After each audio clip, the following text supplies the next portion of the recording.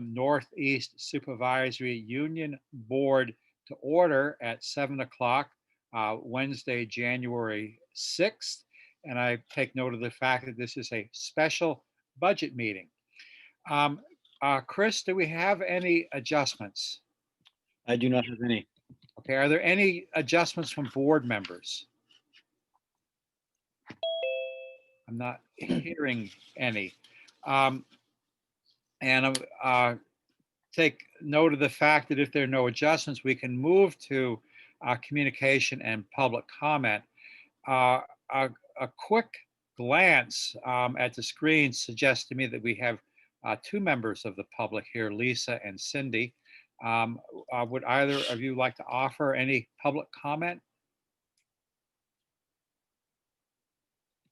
Chris, do we have anyone in the chat with a comment? No, we do not. Okay. Um, well, I want to thank everyone who's here for being here. We'll go see who this is. Maybe we'll come up with a comment. I see that Margaret is also here. Margaret, we are still under communication public comment if you would like to offer either. And hearing no comment, then I'm going to move into FY21 budget anticipated approval. Chris, who's going to lead off our discussion here tonight? I know, Flora has, we can have Flora share the screen with you in regards to the budget, but I don't think there's really too many changes to the budget since the last time we met. Okay, and relevant to budget, I've just gotten out of the River Valley Tech Center meeting, and we did have our budget discussion. And I would like members and the public to know that the current budget figure for River Valley Technical Center in Springfield is $2,679,920. To put that in perspective, that budget is up $7,521 over the current operating budget. And if you're looking for percentages, that's 28 ten thousandths, or in other words, 0.3%. That budget is not final. If the tech center gets some good news on what's referred to as hold harmless, which is equalized students, then that budget is likely to see a decrease. But at this point, these numbers are conservative, and depending upon what happens to Bellows Falls Union High School in terms of our 6-semester rolling average compared to the 6-semester rolling averages of the other sending high schools, that will determine ultimately what taxation will be. So what I'm saying here in a lot of words is the Tech Center has held the line on its budget, and ultimately what it will cost our taxpayers. And this is a budget which is entirely separate from either your local elementary school budget or from the Bellows Falls Union High School budget. But what that figure is will be determined by our assessment relative to everybody else's assessment. But I think that's pretty good budget news. So with that lengthy preamble, Flora, if you would like to speak to your budget, I think your board would very much like to hear you. Sure, thank you. I did forward to you guys an email. I don't know if you just got it from the auditors. That is in response to some of your concerns of how we allocated salaries and lines and why, as well as what already Chris and you, David, had reviewed. But I know other board members wanted some information from others as of why they suggested for us to have a different approach to the budget this year, which it was suggested other years. Nobody ever, I guess, took it into consideration. But it was a valid point to the three of us, and I think still it is the best approach.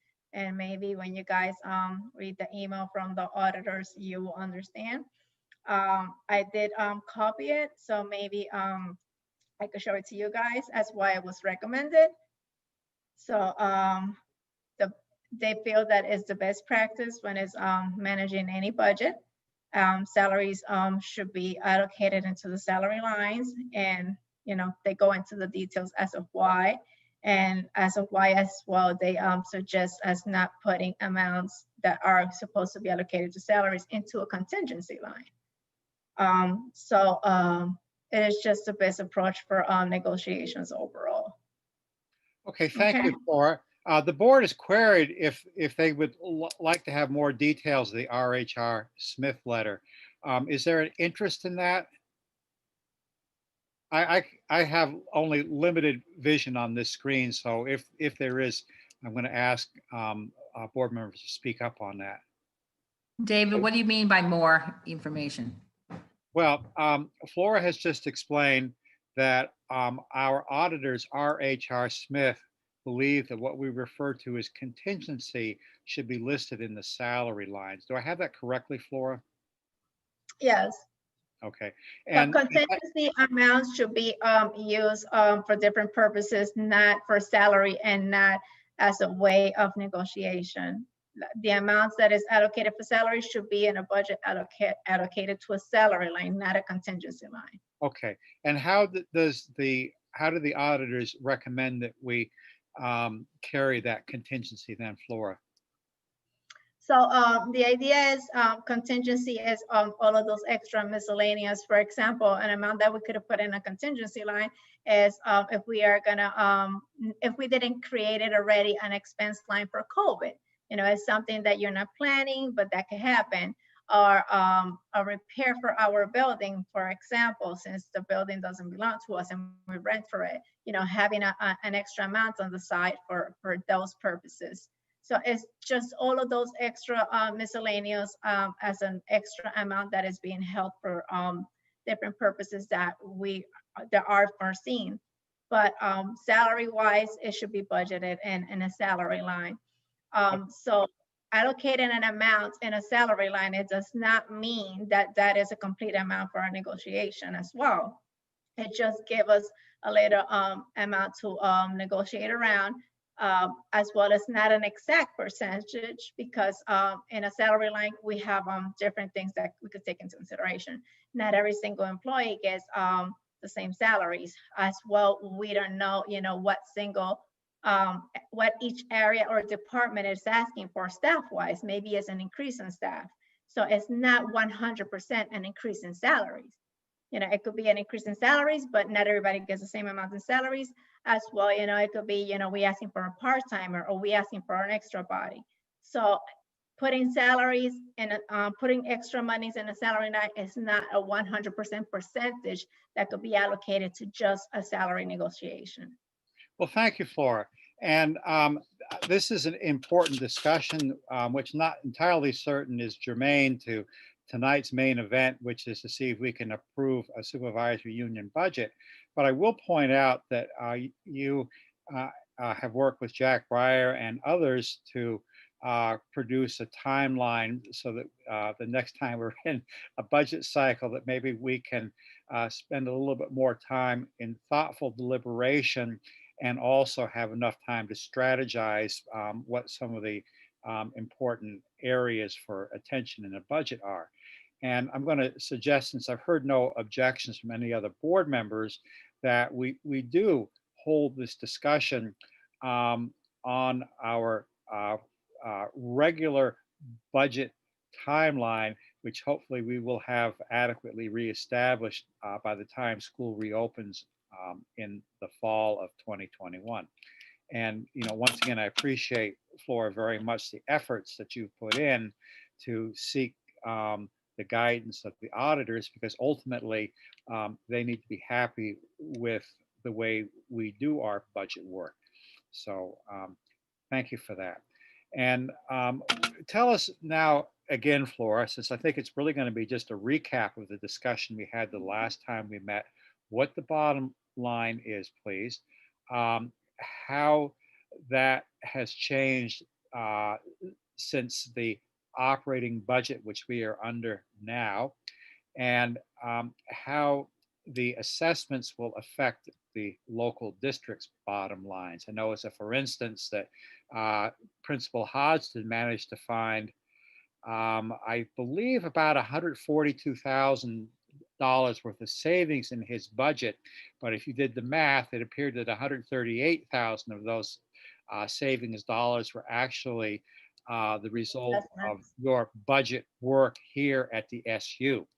So it was very fortunate that he was able to enjoy the propulsive effects of riding on your coattails, Flora. That was great work. So Thank you. tell us all about this budget, please. So for the adjustments that we did, because I know we don't want you guys to feel concerned of adjustments. So I just wanted to put, and we did added notes as why each of the lines were adjusted and how we came out to those adjustments. So for the food service, we level funded the budget. You know, we took into consideration the grants and programs and the department actually participate on. Revenue wise, which was one of your concerns this afternoon, we did take into consideration everything that the SU receives as of grants and assessments. And going into that was the adjustment that we did for each of the departments. Custodial adjustments was most likely their miscellaneous, because what we have allocated in custodial is everything building wise for the SU. For the board adjustments, we did miscellaneous. One of the biggest adjustments for the board was that you guys did have a big impact having a contingency fund that we actually allocated to each department, each school, instead of just allocating this to the board itself. So that's why you guys see big cut on the board here. Mm-hmm. You know, so you had $182,000 budgeted for last year. This year we have $90,000. That is because of contingency. For transportation, they did have increase in their salary and in their benefits.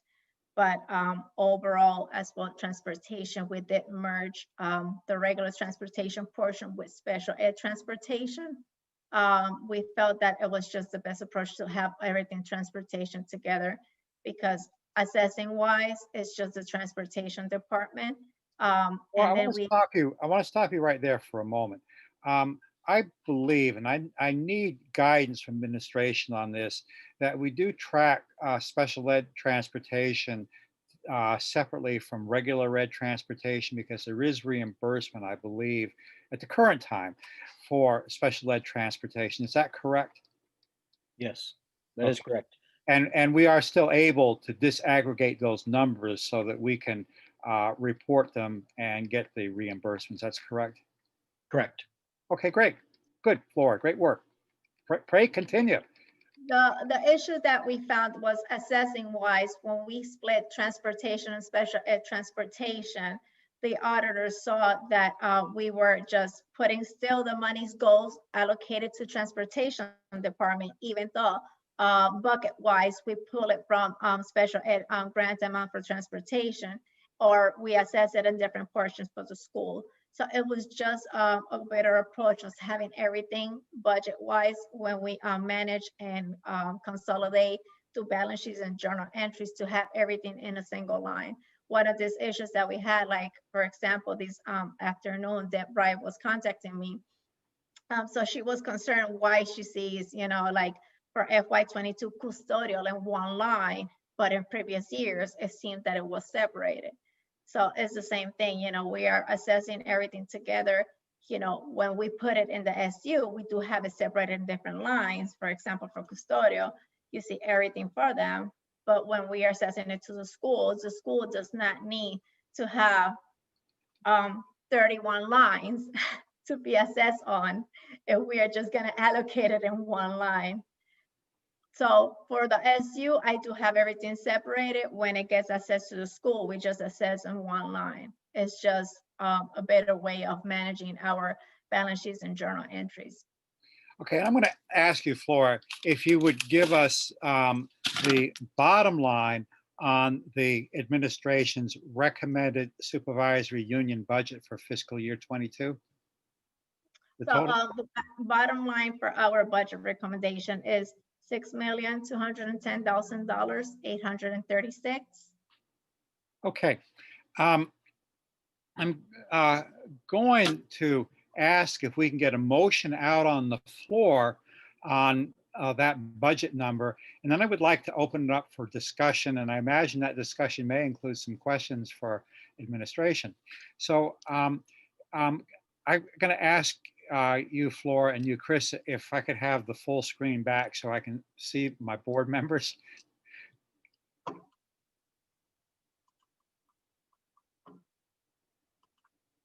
Thank you. Okay. So I'm looking for a motion on the supervisory union budget. And it is recommended to us by administration that we adopt a supervisory union budget of $6,210,836. Can I have a motion, please? So moved. Okay, thank you, Lynn. And is there a second? I'll have a second from Cheryl. So that's Lynn and Cheryl. All right. We're open for discussion and questions. Mr. Breyer, you are recognized. Thank you. I'm not sure. I'm in Massachusetts and on somebody else's computer, so I hope that this is functional. I just want to point out that the one thing that that has been a multi-year process has been the reformation of special ed, and I think that looking at those numbers, it's about a $500,000 impact, and I think that the team, Andy and his team, and Chris, who spearheaded this initiative initially, really need to get an attaboy for that, because this has been a chronic issue for us. And I also want to thank Flora and the auditors, because we've actually had auditing happening this time for the first time in 15 years. And the results show up here. And these are major milestones that we've sought for a very, very long time. And the budget is a beneficiary of that. It's the first time I've ever been here where we've had a cut of more than 1%. And I've been on these boards for kind of a long time. All right, an attaboy for Superintendent Pratt and an attaboy for Flora on behalf of the business office are duly noted. Others, a hand, or if you're not on video, a voice, please. Priscilla, is that your hand I see? Yes, please, Priscilla. Go ahead. I wanted to comment back on that thing about salaries, because I read it differently than she did. That's my first thing. Then I've got a question, but I disagree with what was done in salary lines, since based on auditor's comment, salary increases are known. So yes, include those. Then she says that's different from the budget as part of negotiations. It is not wise to identify dollar amounts that include raises. This tells me not to add in extra as part of the budget. This sounds So I similar read to it a very conversation you and I had last night, isn't it, Priscilla? Yeah, but I read it very differently when I read the auditor's thing that I just read. I mean, it says not to include extra. That's not that's something that you don't know about, and so you shouldn't be including that, and you include the raises that you know about that are known. So you do include those. Well, So if I'm you know, sorry. regular step and that kind of thing, then you would include it. Yeah. Maybe I'm reading it wrong. Well, Priscilla, I'll accept your reading. And what I want to say here is that I will accept full responsibility for the way that occurred in this budget cycle. So I explained at the last meeting, we were under a tremendous amount of pressure because of other factors, being specifically turmoil in the business office, as well as trying to get school launched in the during the COVID pandemic. So yes, it wasn't well handled. I'm the responsible party. And I'm telling you right now, irregardless of who's chairing this board, when next time we're doing budget, I think we're going to do a much better job. So I Not appreciate necessarily. Well, I'm hopeful of it anyway, Priscilla. Yeah, Priscilla, anything else on budget while? Yeah, that's yeah, it? I mean, she, an amount of 6,210,000 something, but 836. I don't see that figure anywhere. Help us, will you please, Cheryl? Pardon me, help us with that, please. Would you, Flora? Priscilla would like to know where to find the bottom line number. So if you see the complete data tab, because I did split the budget so you can see each tab is for each of the departments. But then at the end, I did put the overall information, and then it has a comparison for FY21, FY22. I did took into consideration your suggestions, so I did try to hide anything that had to do with any percentage or anything that I had provided previously. I did want to clarify as well on the behalf of the salaries and everything. This year we did try to work really in one-on-one, taking into consideration a lot of the auditors' suggestions. So we're hoping that next year we have a better audit and better understanding and communication with the auditors. Honestly, it is amazing that audits usually took last year 6 months. This year we were on point with auditors, really great communication. Today I met with them almost for 3 hours. And in the next 2 weeks, our audit draft should be finalized, which she gave us kudos to that. But our office, they tried to took into consideration everything they said, everything they suggested. And maybe it wasn't the Okay, an agreement for everybody, but thank that's you. Thank you, Flora. I'm I'm- seeing on the total here at the bottom of the sheet that I printed out right before the meeting of 593,470. Is For that replaced with FY22? this? FY22, Priscilla? Yes, Flora, you're queried, I believe. Can you respond to Priscilla on that? but at the bottom of but on this sheet that I printed out, but then at the bottom of this column here, it's 931,000. So I'm seeing all kinds of different figures and I'm not reconciling it in my brain. I apologize. I don't know which. It's not you, which I may have that's the stopped finding first it. I'm gonna, Flora, do you have a direct answer for Priscilla's question? Because I do have a hand up from Deb Wright, who would like to recognize as well. I am not sure which one. Maybe she's looking at the previous one, because the last one that we've been reviewing is just the one that I have here, which is the same one that I sent out tonight as well. We only have the first budget that we presented, in this second one we don't have any other formats. And are you looking at the last tab, which has notes and everything and has the complete data information? Laura, I don't know. That's why I'm saying I can't seem to find any of the figures that you've got on the board there. I'm finding a sheet that just gives me budget unit and budget account title, the fiscal year actual 21 budget, 22 year-to-date actual, and then the requested Oh. base. And at the bottom of that one, it says 931,304. And then in the little box, it gives me 593,470. I'm not seeing any of that stuff that you've got up there. So that I'm should be, missing- that you That's printed what out I'm seeing. a That's what I'm budget for, seeing. so, yeah, so this means that you printed Wrong out tab. food service. We have each tab for each of the departments. So that tab that you have there, that is on food service.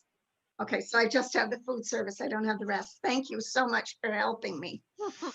Yeah, we have like 12 different tabs in the bottom, which is food service, custodians, each tab for each department. And then at the end of all of those ones, we have one that is all the information together. I maybe split it too much. Hey, It's thank my you, fault. Flora. I picked up on it. Sorry. Thank you, Flora. Good question, Priscilla. I think we've got a good answer to that. I had a hand up from Jack Breyer, but I've had a hand up for a while from Deb Wright. So Deb, you were recognized. Yes, thank you. And thank you, Flora, for the stuff that you sent this afternoon. Appreciate getting the letter from the auditors, although I don't agree with the letter. The salaries are not known, salaries are unknown. And putting what I approximate, if I'm incorrect, let me know, 2.5% across the salaries, which also includes increases the benefits. I think that's an inappropriate figure. We have contingency money from FY21 that hasn't been used for salary increases, although negotiating has not completed. So we have no figure to attach to any dollars. I believe that if you're going to attach it to the salary, you're already playing your hand, for one. And number two, I believe that figure should be lower if it's going to be there at all. So I don't agree with 2.5%. The board, I don't know if the boards agree with 2.5%, because as far as I can see, the only thing that got reduced was operating costs, but all salaries across the board, including payrolls and benefits, are all increased, whether it's teachers or support staff. It's way too high. I also want to understand fully, which I didn't really get from you, the full impact of the move to the new location for the SU, which of course will be distributed among all the schools, so we'll all have to pay a piece. And what that total dollar was. You mentioned the custodial, but does that include right now where all of the rent is, the heating, electricity, all the things that are currently being paid for the SU currently, then transitional costs and the moving costs, what we're paying for the new space and all of that. All that's a single ball that's going to go into, that's going to wind up, maybe completed already in FY21. So you might want to say that to me, if indeed that's the case, which has not been indicated yet, because I have never seen any dollars on the new move, nor have I seen anything on the dollars and when that's going to happen. So as far as I'm concerned, I don't know when the actual move is going to occur and what that dollar is and whether you've already paid for it in this current fiscal year. But getting back to my main consent about the motion on the floor, I don't agree with 2.5% in the increases of salaries. I don't agree with the amount of it necessarily being put in the budget because on those lines, because we don't know what that is. And lastly, we already have contingency money in this fiscal year, which has not been paid out, which will be used for increases whenever we get there. And that's it. I disagree with the budget that way because it's built on paying people, but not on operations. We reduced all the operation costs that I can see. Thank you. Thank you, Deb. Jack Breyer. And by the way, can I have the board member screen back here, please? Jack, you're recognized. Hi, I appreciate the issue that Deb has raised. It comes up every time we do these things. It's one of the reasons why it's ideal to have budgets, not budgets, negotiations done before a budget cycle starts. The problem is that under state law, we are not allowed to run a deficit. And also under state law, surplus that we achieve in year one doesn't go into the following year, it goes into the year after that, because that's the way these things are written. So we were constant. So the fact that we may have a budget we may be working on a budget surplus for this year doesn't help us at all for next year's budget. It'll help us for the years after budget. And we can't intentionally just zero it out and hope for the best in terms of a contingency. We have a responsibility to have one. Now, it doesn't mean we have to spend it, but we have to signify that we have the money available. This is just like the issue if we're negotiating a new building space, you have to have money allocated for it. If you're negotiating anything, say paving a driveway somewhere, you have to have money allocated for it. You certainly don't want to spend it if you can avoid it, but you need to have in your budget by law a line item that identifies that you recognize this is a possible expense and a possible exposure. I philosophically, Deb, I'm completely in agreement with you, but I also have been slapped by by auditors in the past and by the AOE in the past when we failed to put the money in. So that's all I can say. Okay, thank you, Jack. I want to remind the board that we're under discussion on a motion to adopt a supervisory union budget of $6,210,836.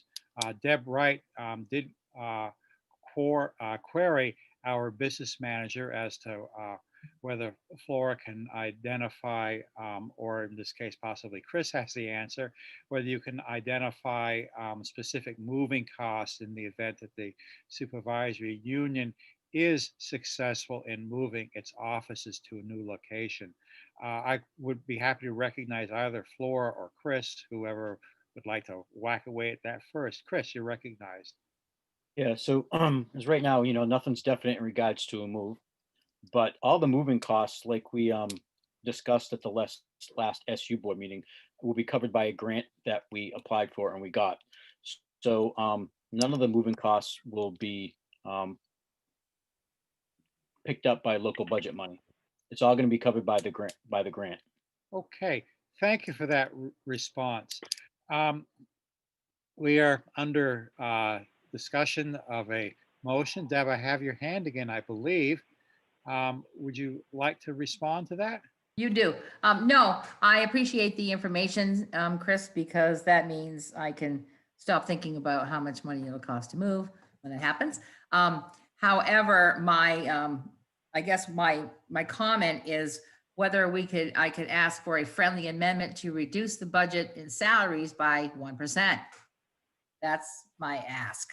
Okay, Deb, I take that to mean that you are offering you're asking for a friendly amendment to reduce the salary line by 1%. Is that correct? That's correct. Okay, now the maker of the original motion is Lynn Morgan. It was seconded by Cheryl. Lynn, would you be willing to entertain Deb's proposed amendment as a friendly amendment? I'm going to take Jack's lead because I don't understand any of this and say no. Okay, all right. So the maker of the motion declines to accept it as a friendly amendment. Deb, would you like to offer it as an amendment? I would like to offer it as a minute, and I would like to know what Jack means by shaking his head no. Well, let me see if we get a second, and we'll get an answer out of Mr. Breyer on that, I hope. Is there a second for Deb's motion? I'll I'll second that, second David. it for discussion. Okay, I have a second on your amendment from Jessa, Deb. Okay. Thank you, lady and gentlemen who stayed a second. I'm going to ask you, Deb, if you would like to speak to your motion, and I think it'd be entirely appropriate if you want to query Jack Breyer. You could do that as well. He's not not obligated to answer you, but he probably will. Right. Understanding the intention of the auditors, which I do. Of course, it goes against the grain of what we've done in many past budgeting cycles, which is to leave it in a contingency where it winds up balled up in a number that's hard to find. And then it's with all the other money for anything that is unknown. And to me, with the negotiations not known, it doesn't seem appropriate, but I understand, again, going back to the auditors, I understand their purpose in doing so. However, I do believe that percentage increase is too high for a single year. And that is my reasoning for, if I can't get rid of it all, as Jack has already pointed out, I would like it reduced. 1% seems to leaving us approximately at 1.5% on those budget lines. I believe that's appropriate. That's my reasoning. And yes, I would like to know what Jack's purpose of shaking his head was. I'm going to, before we ask Jack if he wants to respond, I'm going to ask Flora if she can recalculate that budget line, because of course what we vote is not line item budget, but rather a bottom line of a budget. So that means that Right. we would be voting on a new bottom line. So I understand. Yep. while Flora calculates that, you can query Jack and see if he cares to respond to you. Okay, Jack, how about it? Okay, it was really more a technical objection, Deb. You by saying that cutting the salary line by 1%, that's not the contingency, that's the salary line, which is a different line. I just want to make sure that we're not cutting monies that are going out to pay people that aren't covered by the collective bargaining agreement. And as structured, that's kind of what you were saying. And I didn't think that's what you meant, but I thought we needed to clean up the language. You're specifically asking us to reduce the contingency dollar up 2.5% down to 1. Is that really what you're asking for? Right, so the salary Yeah. lines would be reduced by a total value of 1%. Yeah, see, the total salary lines is the problem. Because that's basically saying 1% is a 1% reduction, which is essentially more than I think you're intending to cut here. You really just want to change the contingency from 2.5% to either 1% or 1.5%. So To not the 1.5%, right. not the entire budget line, not the entire salary line for For non-bargaining, okay. For See, non-bargaining yeah, personnel. you see right. the problem I I was see having. I see the confusion. Yes, I do. Okay, Superintendent Pratt, that's why I was blowing it up. Chris Pratt, do you have a hand up? Uh-oh, lost him. Okay. So Deb, do you wish to redraft your amendment? How to do that without the confusion Jack I has just think what you're- presented? I believe that what you are asking here, and I need some help. I believe what you're asking, Deb, is that we reduce the contingency that we have in the proposed budget for negotiations by 1%. That's correct. That's what I intend. Okay. And So I don't have an objection to that. Okay, good. all right. And Jesse, you will accept that redrafting of the amendment? I will, since it's a discussion thing, yes. Okay, great. All right.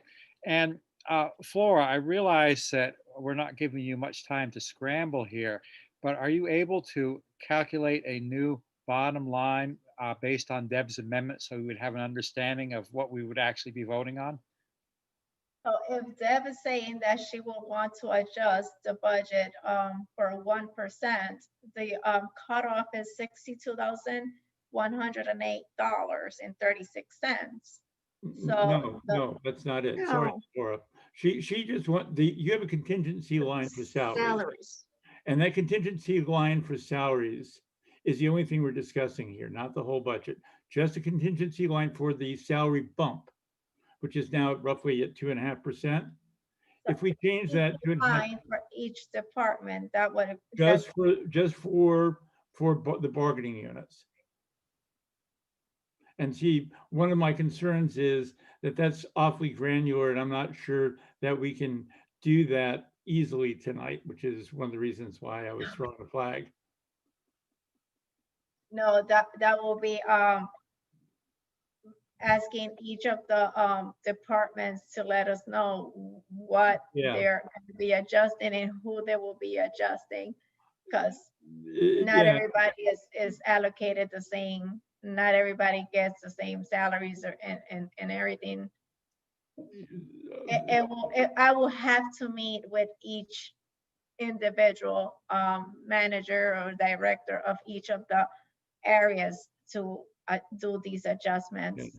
I can't just blindly cut a 1% and because that's an easy formula. So from $382,000, which is food service, just cut a 1% off. Well, but this is only for the union folks, and for the amount that we're the negotiation bolus of contingency money is, I think, what they were looking at. And the problem here is, A, I don't think it's that big. B, it would obligate the individual districts to do the same, which they may or may not be inclined to do. And from a very selfish perspective, my concern is I've got a hard date coming up when this stuff has to get printed in all the town districts, including, I might add, Rockingham Town District. And that if we eat up meeting time and push this out for another week, we're going to have a problem getting all that stuff in for the district budgets. I fully sympathize with Deb's objection and all the rest of it, but to be perfectly honest with you, I think this is a fairly small amount of money, and I think that this is something where we can just be giving our negotiators fairly hard instructions that in public of what we believe the maximum amount we should be prepared to negotiate, just like we would for any other contract, to be honest with you. Again, I'm going to address Deb here. Deb, what we're hearing here is the suggestion that we're not able to rapidly disaggregate that figure. Therefore, what you might want to do with the acquiescence of your seconder would simply be to pick a dollar amount by which you feel that we should reduce the contingency for salary negotiations. So Because that would be a straightforward number. And do I hear you, Flora? yes, so I sure get the budget. So I did have the variance and percentage that was adjusted for each of the departments overall, which it did include salaries and miscellaneous benefits could not be adjusted. That's something that I have mentioned before. You know, our benefits went up and we had no control over that. But I did presented how much was the variance from one year and another one, an adjustment for each of the departments, as well as percentage wise and money wise. When you guys mentioned contingency, so this was allocated as contingency for the last year, which was $163,958. So that's what you guys had as contingency, which we didn't allocate that this year. Okay, if Flora, you reduce that 163,958 contingency by 1%, what is the new figure, and what is that? What does that do to the bottom line of the budget we're under discussion on, please? basically pull 17,000 out of it for. Fine, that's a good way to do it. Yeah, that's it. 17,000. 6,210, 836 less 17. I have a pen in one hand and my mouse in the other. Can we have that number, please? 3, 9. Be 6,193, 836. Okay. What are you taking the 17,000 out of? Because 1% of the total salaries would be 21,267. That Oh, is yeah. How much was that? the fiscal year 21 contingency. We're looking for a number that we can plug in for the purposes of Deb's amendment. I'm aware that I also have a hand up from Jessa, so I'm trying to help the board work through the amendment. And as soon as we have that number, then I would like to see if Deb wishes to remake her amendment one more time, and then I would recognize Jessa. Okay. Well, I don't know how you're going to spread that. You know, how are you spreading that across the salaries, $17,000? That's what you're saying. Well, Deb, what we're told is we have approximately 163 or 165 contingency. You had From suggested last year, yeah. reduce it by 1%. Okay, and that's the 1% works out to roughly $17,000. So that's what a 1% reduction would look like. And I'm going through this torturous exercise because, as I've pointed out, we vote a bottom line budget, not the line item. Yep. So that's what makes it difficult. Then I would simply, the amendment would be to reduce the budget by 17,000 or a budget of 6,193,836. Correct, Okay, Jack? and just as seconder, are you all right with that? Well, here's my, as board members, I think our job is to either accept or reject the budget presented by administration.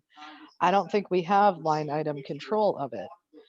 We And don't. even if You're we, absolutely correct. even if we say cut $17,000 from salaries, they can cut $17,000 anywhere they want and spend it anywhere else they want. Jessica, That's true. you're And I absolutely really correct. think And that's why we're voting a bottom line budget, not a line I, item budget. therefore, I don't think we should amend the budget as part of the vote for the line item. I think we should reject it and send it back to administration if we want it changed. Jess, I'm going to tell you what the problem here is that you're looking at a hard deadline Oh, I know. drafter of January 14th to have your articles in. And I'm Westminster voter, but I did attend electronically your select board meeting Monday night. So I have a clear understanding of what the dynamic is that you as a Grafton rep are facing here. And that's why I'm trying to get an SU budget done tonight, even if it's an amended budget, so that you can go back to the Union Elementary and plug in a number into your budget, get your budget approved, and therefore keep your select board and all of your constituents in Grafton reasonably happy because you've delivered your budget timely. And I'm afraid if we send this back to administration, that we're going to have a difficult time in delivering a timely supervisory union budget and then give your board enough time to deliver a timely budget to your select people. Okay, so in that case, yes, I would like Deb to change her amendment to not mention salary or contingency and just approve a number that is $17,000 less than originally stated. Deb Okay. did put that number up there. Would you do it again, please, Deb? Right. So the number is, so to reduce the budget, to approve it at $6,193,836. Okay, and are you comfortable with the second? I'm Jeff? very happy with that, yes. Okay, now I have a hand again now from Priscilla. So Priscilla Lambert, you are recognized. Okay, so Rockingham, the high school, and the other boards have to have a figure to base this on. So what does the 17,000 do? Does that, is it figured out based on a same kind of percentage for each one of those different boards? Is that how it's going to be done? But I'm going to answer your question, That's Priscilla. shaking his head, yes. I'm going to answer your question. When the SU board adopts a budget, the budget is assessed to the member districts based on a formula. And that will determine how the $17,000 reduction, if it's approved by this board, will sugar off in Rockingham, Bellows Falls Union High School, and the Union Elementary. A little here and a little there, right? Good way to put it. Each one of them. Okay, thank Okay. you. So we are still under discussion of the amendment, which is to adopt a budget of $6,193,836,000. Are we ready for the question? David, I see Molly's hand is raised. Molly, I'm sorry. Please go ahead, Molly. You should have slapped me. That's okay. I knew somebody would get my back. So I just want to make sure we all understand what we're doing here. We are taking $17,000 off the budget for the SU offices, which is part of that money gets distributed through everywhere, which $17,000 isn't a lot of money at the end of the day. But by doing this, what we're really doing is all the work that Flora and her team have put into this budget. And this is the most professional budget that I've ever seen. And I've been doing this not as long as David and Jack, but I've been on these boards for a long time. They're very easy to understand. They're very well written. She knows what she's talking about. So probably you're all thinking, what's the big deal at $17,000? But I bet you that she's made that budget between her and Chris tight enough where $17,000, they're going to have to pull that out of something. And I get where we're trying to take that out of, but I'm pretty sure that when we get to the towns and the high school boards, they may not support this. So that $17,000 has to come from somewhere, and it may not come from that line item that Deb is trying to adjust. And I don't disagree with the thinking on this, but I just don't think I don't think it's fair to our administration team that has tried really hard to give us a good budget, and now we're telling them to pull 17,000 out of something. And all the years I've been on these boards, and I'm sure David, you've heard it, oh, there's fluff in budgets. There's no fluff in budgets.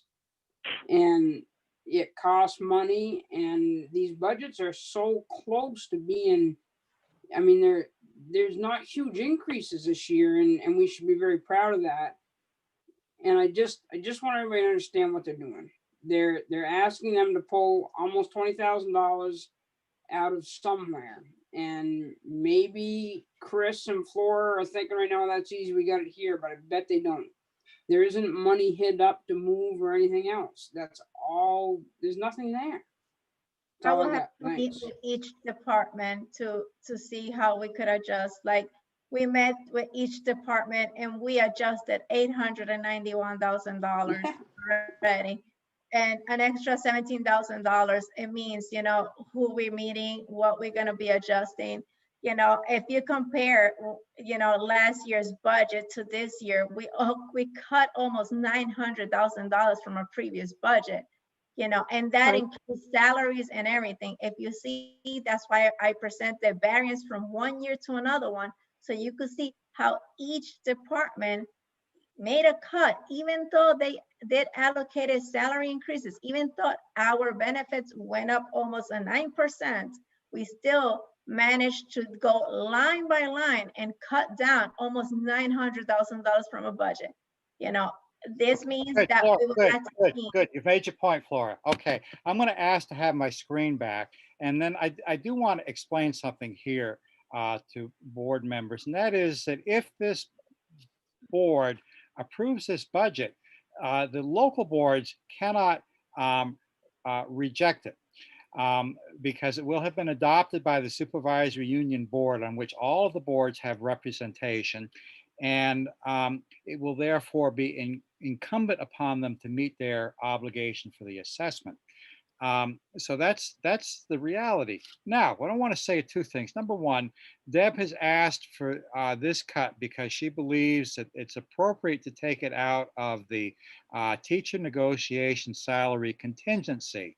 That does not mean necessarily that that's where it will come from, but that is Deb's recommendation.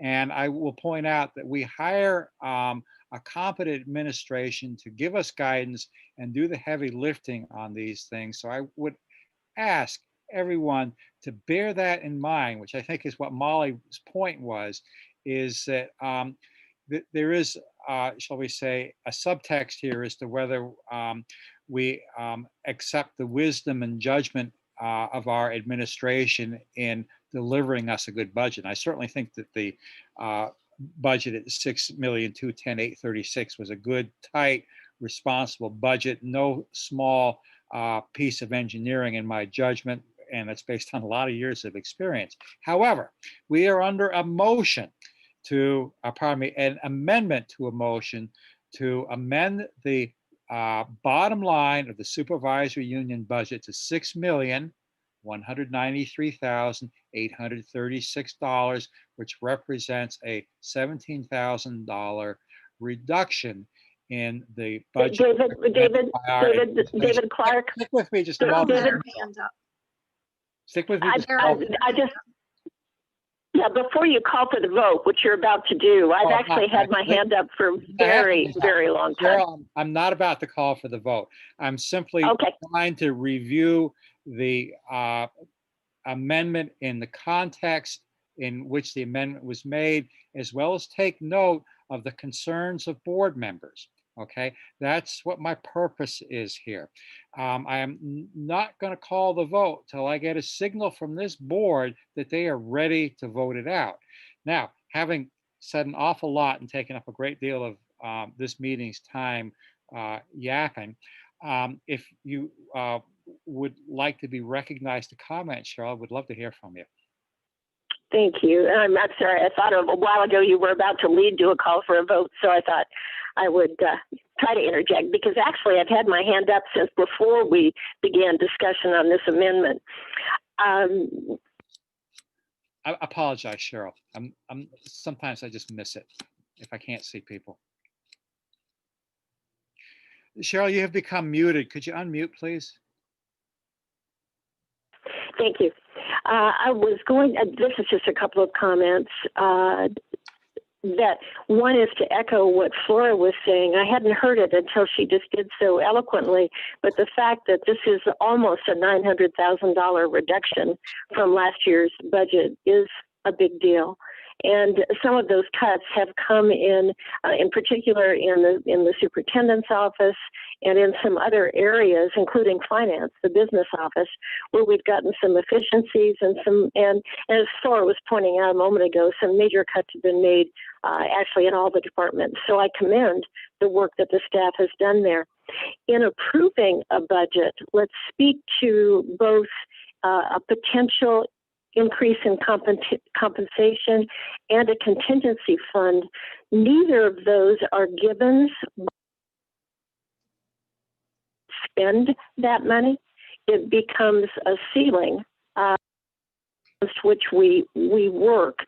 And so I actually agree with what the accountants have said to us today. They're simply saying budget for it. It doesn't mean you'll spend it, and don't mix up compensation with a contingency fund.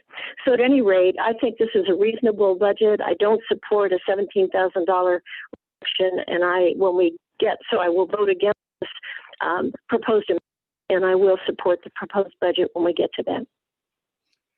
All right. Thank you. We are under discussion of an amendment, and the amendment is to amend the budget in the main motion, which was moved at $6,210,836, and the amendment was to reduce that by $17,000 to a new budget number of $6,193,836.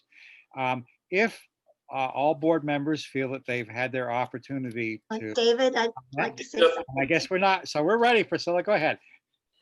I just don't know where, Jason, again, like I talked when we did the Rockingham one, I don't know where she's getting the 7 million that she started with from last year, because that's not the published amount that I'm seeing, that where it's published fiscal year 21 WNESU proposed budget expenditures in the Rockingham budget book, Rockingham town meeting book. So I don't know where that's coming from, because that's way more than the 7 million that was in there. So if you go by that, we've come down an awful long ways, even more than what she's giving us. Okay, is that a good thing or a bad thing, Priscilla? Help me. Well, it is, except I don't think they don't equate, and I'm not understanding why they don't equate. Cheryl, is that, pardon me, Cheryl, Flora, is that a question which you can readily answer, or will it require research? No, so I guess that what she sees is a lot of different add-ons and things that goes to the schools, not really that's supposed to be allocated to the SU. When we did the budget, we took into consideration things that were just 100% part of the SU, not things that were part of grants or not extra expenses that were part of the schools. So that's why we adjusted it to what was allocated 100% to the SU. Thanks for explaining that. Okay, Chris Pratt. Jason Terry's had his hand up for an awful long time. That's what I was gonna say. Jason Terry was just had a question. Terry, patient man rides a donkey. You're recognized. That's a Jamaican proverb. True statement, David. I just had a quick question for you guys that have been around here a long time. With there's a lot going on in the news, and I saw where Westminster is no longer with Grafton and Athens. How is all of that going to affect the this and tax payments and all that I'm going to kind of ask stuff? Jack Breyer, who is intimately involved with that, if you can respond to your query. Mr. Breyer, can you answer Jason's question? And you may also want some support from Cheryl, who also has been hugely involved in the effort. Here's the thing, the allocation that'll be paid for by Athens and Grafton and Westminster, whether it's as one 3-town district or a 2-town district and a 1-town district, really won't change the bottom line. It is my expectation that between the vote by Westminster, the approval or disapproval by the 2 towns, the referral to the State Board of Education, the State Board of Education getting around to ruling on it, the inevitable legal appeal of the State Board of Education's ruling on it, we will be into next year, or we'll be preparing the budget for fiscal year FY23. It really isn't going to be an issue for us. And it wouldn't be an issue if a miracle occurred and they approved our Westminster's petition tomorrow. Thank you. Other questions, comments? Chris Pratt. I just wanted to speak to the budget in general. Myself and Flora and her team and everyone from Lynn to Andy and special ed. I mean, we really, went into this budget and there is no meat on the bone at all.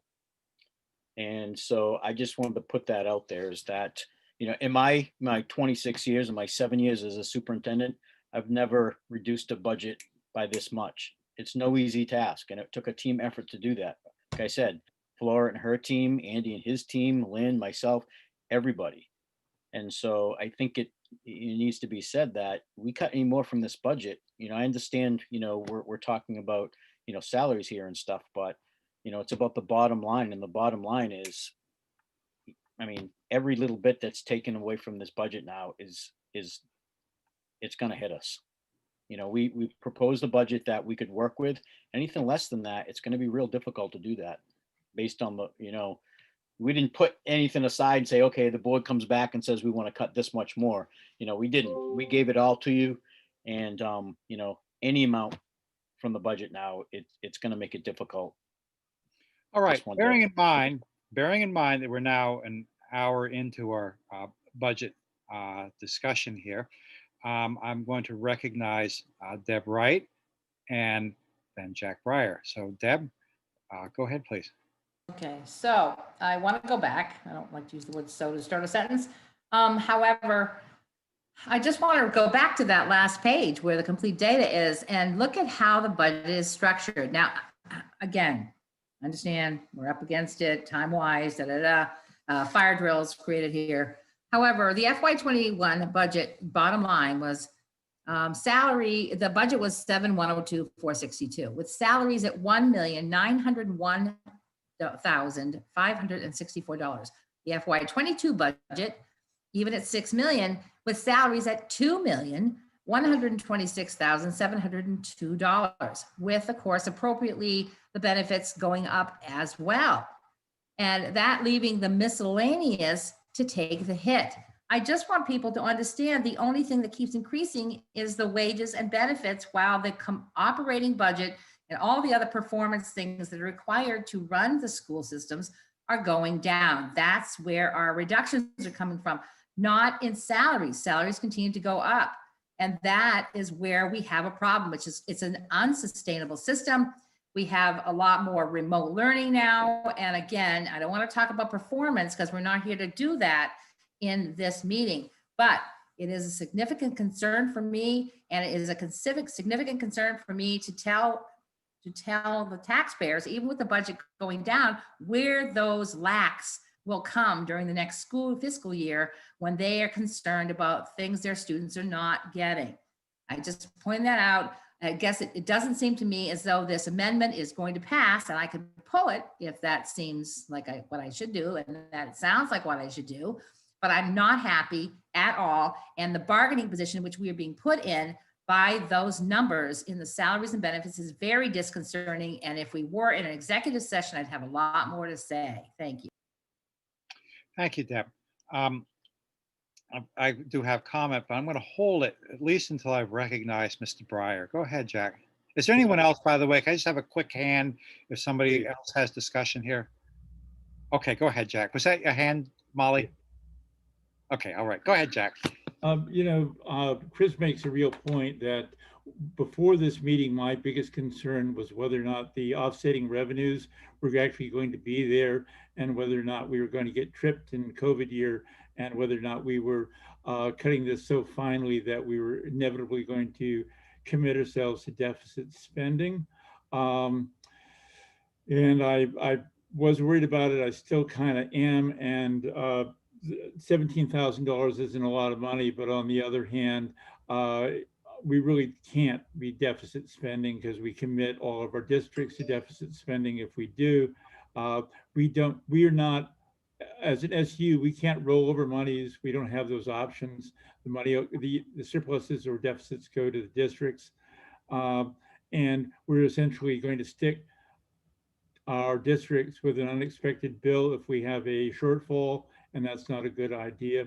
Deb, maybe this $17,000 thing is a bad idea. The more I think about it, the more I'm worried about it. David, I would like to pull my motion. All right.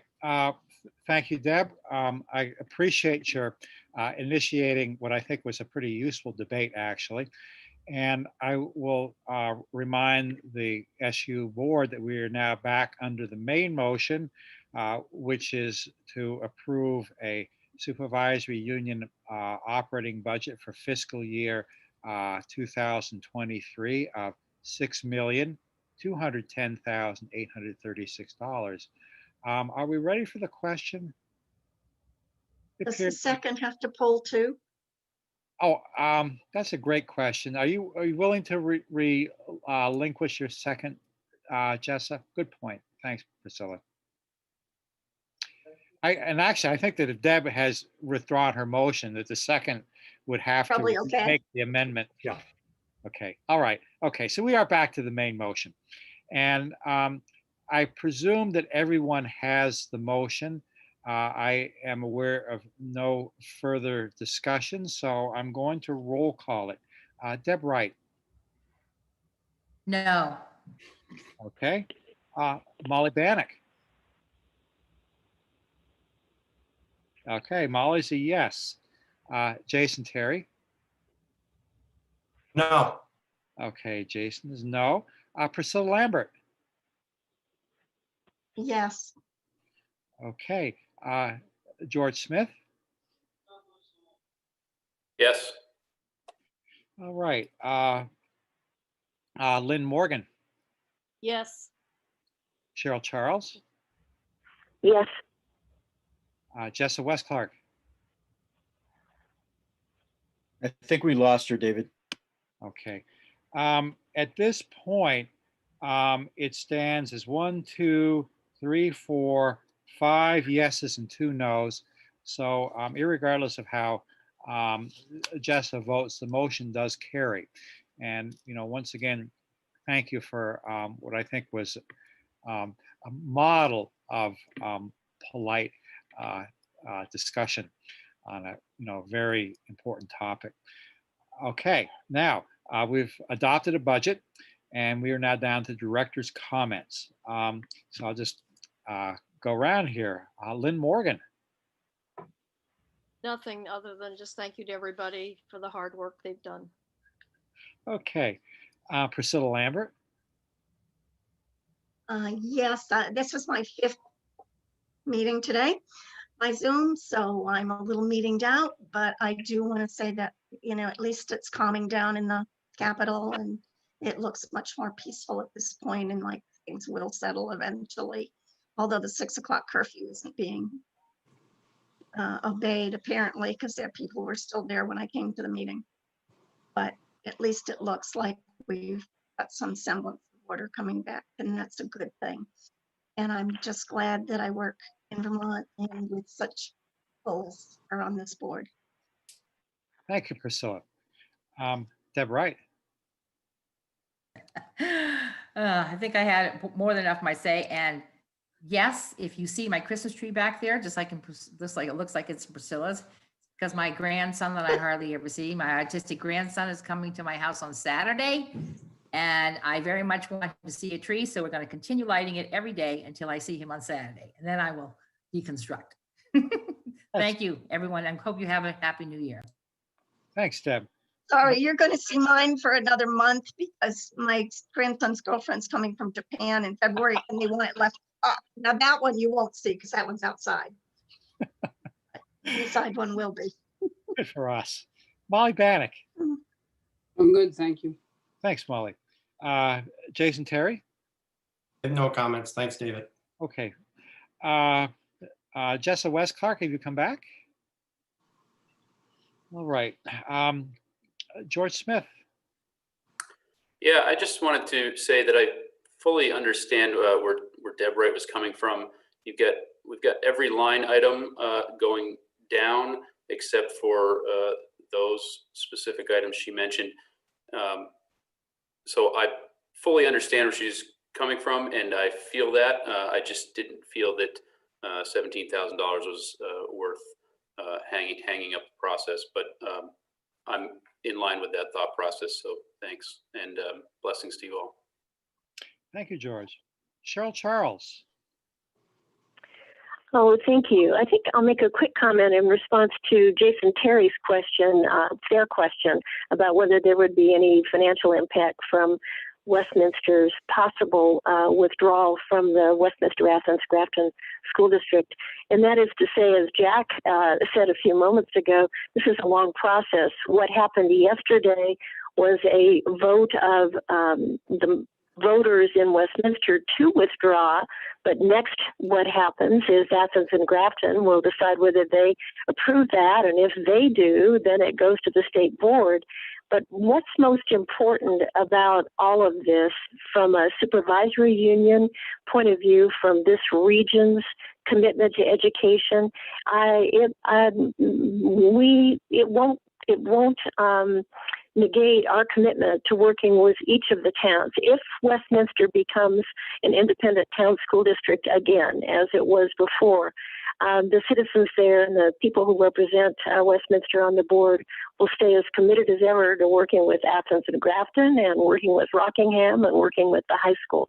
And so we welcome that, and we don't think this will have a big impact financially. And to make Jack's point again clear, the assessments will stay the same, and the budgets for Athens, Grafton, and Westminster have been separate and easily kind of discerned ever since we were forcibly merged. So we can tell where the money is, and that continues. So thanks, everybody. It's a pleasure to continue to work with you. Thank you, Cheryl. Well, I have two comments. Number one, I want to thank Andy Haas for covering me at Rock Board meeting tonight, because Act 173 is a very, very serious threat, both to our ability to deliver a quality education program, and an equally serious threat to our taxpayers, because if Act 173 is sustained, we will be immediately looking for at least $1 million in additional revenue from local taxpayers. And having said that, and once again, thanks, Andy. I really appreciate that. I simply want to note that tonight, Priscilla Lambert gets the gold star for hanging in. And I'm just going to point out, Priscilla, you'd be making a lot more money making license plates in the state prison than on your board stipend. So once again, Wow. thank you. Okay.